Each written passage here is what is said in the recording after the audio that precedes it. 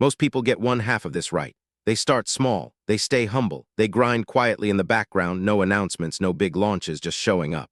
And that part is right, that part is wisdom, but then something goes wrong. They stay small, not because they have to, because staying small started to feel like a personality, and today we need to talk about that.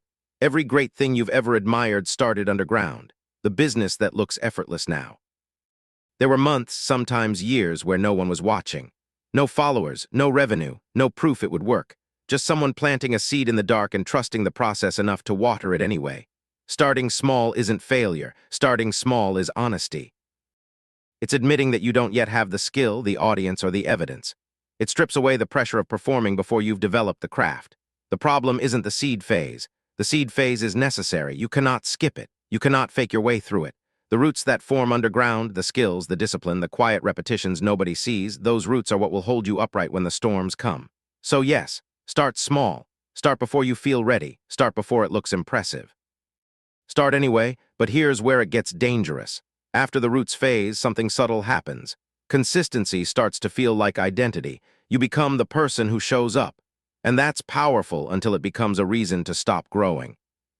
Showing up reliably at the same level year after year is not growth. It's discipline dressed up as a ceiling.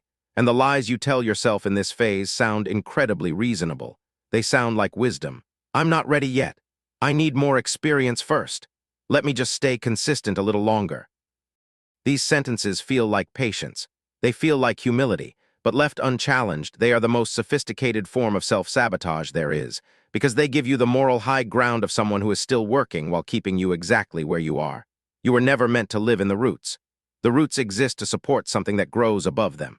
At some point, you have to make a decision, not a loud decision, not an announcement, not a rebrand or a vision board. A quiet internal decision that says, I have earned the right to take up more space now, and I'm going to. This is the trunk phase. Consistency becomes the foundation for expansion. You stop asking for permission to grow. You stop waiting for someone to tell you you're ready. You look at what you've built underground and you say, this is enough of a root system. Time to climb. And then you branch out. Branching out is uncomfortable because branches break. They're exposed. They carry weight they weren't carrying before. But the tree that never branches stays a trunk.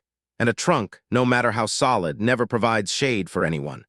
The people who truly go from starting small to building something significant, they all arrive at the same point eventually. They stop growing for themselves and start growing for others. They mentor. They open doors. They share what they know without hoarding it. They create shade. They make it easier for the next person starting small to believe that growth is possible. That's the canopy. That's where starting small finds its full meaning. Not in the moment you planted the seed. In the moment someone else stands under what you've grown and finds shelter there. So here's the challenge I want to leave you with today. Ask yourself honestly, which phase are you in right now? And are you there because it's necessary or because it's comfortable? Because comfortable left unchallenged becomes the ceiling. Start small.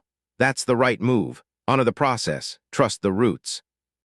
Do the unglamorous work that nobody is clapping for yet. But don't you dare stay small. You were not built to be underground forever. Grow.